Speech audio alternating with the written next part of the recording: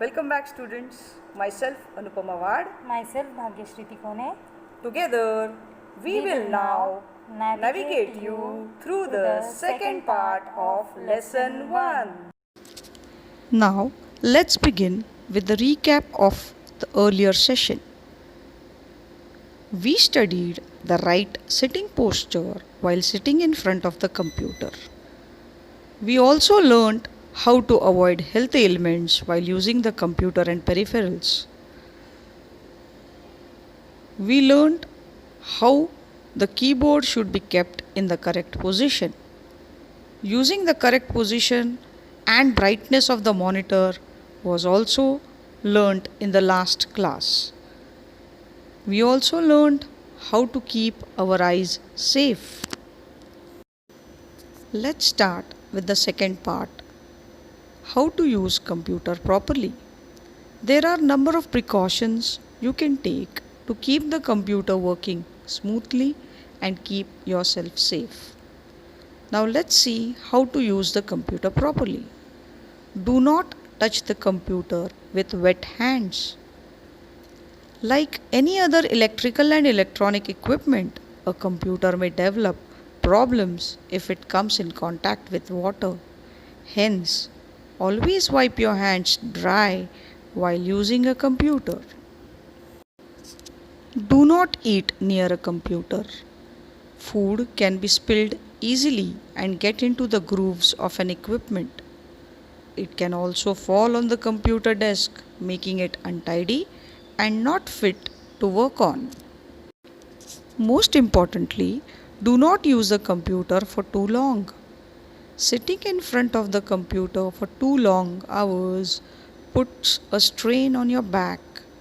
You may also get strain in your eyes by looking at the screen for too long. When working on a computer for a long time, it is recommended to take a few breaks. You can follow the 20-20-20 rule, which says after every 20 minutes of working, take a break of 20 seconds and focus on an object 20 feet away, that is approximately 6 meters away. Let's focus now on applying internet precautions.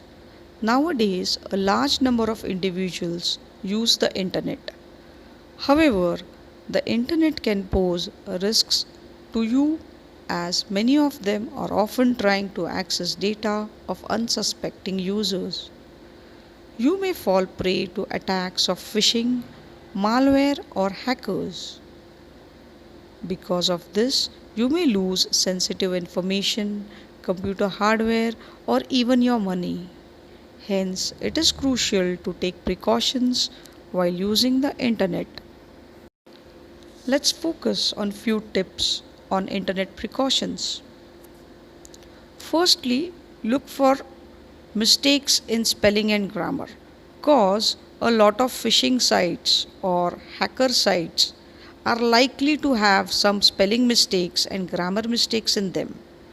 The most trustworthy sites have little or no errors in spelling or grammar. So, if there are too many of such errors, leave the site. Also, be wary of ads. Reputable websites generally have a few ads. However, if there are too many ads on a web page, often obscuring the primary content, then it is likely that it is a fraudulent website. Do not click on any of these ads. More on applying internet precautions. To stay safe on the internet, apply the following precautions. Access only safe sites to prevent malware infections. Whenever you visit an unknown site, apply caution. Do not click on any links or windows that appear suspicious. The following criteria are often used to decide if a website is safe or not. Check the source of the link. If you have received a link in an email from an unknown source, it is very likely to be a fraudulent site. When searching for websites, search engines such as Google and Bing usually list the safest websites at the top. When clicking on a website link, check the destination at the bottom of the browser window. Be wary of strangers. You must be cautious of strangers on the internet just the same way you should be in the real life. On the internet, you cannot know the identity of someone as people can upload fake name and photos on their profiles. Strangers may be looking to target people online and steal their information. The safest method to stay away from a stranger is to communicate only with the people you know and trust. Encourage adult supervision. Adult supervision is necessary because minors are generally not aware of the threats lurking on the internet. While if you are unsupervised, you may unintentionally open applications that you know nothing about and cause a malware infection. An informed adult can prevent this and let you use internet without any problems. Now here you can see one photograph of Meet Susan. Now this Susan is a 42-year-old man posing himself as a 15-year-old girl online. Now this is a fake identity. And your daughter, who's a 13-year-old, has just made a plan to meet this person in the park. Now how disastrous and dangerous it's going to be. So adults, please supervise your children on the internet. Students, use only age-appropriate applications or websites. Many applications can only be installed and used if the user is 18 years of age or older. As a minor, you are recommended to stay away from such sites. On the right side, we've posted the age-appropriate applications. Please visualize them. Now, practice of proper etiquettes when typing. Talking to people on the internet is very similar to doing so in real life.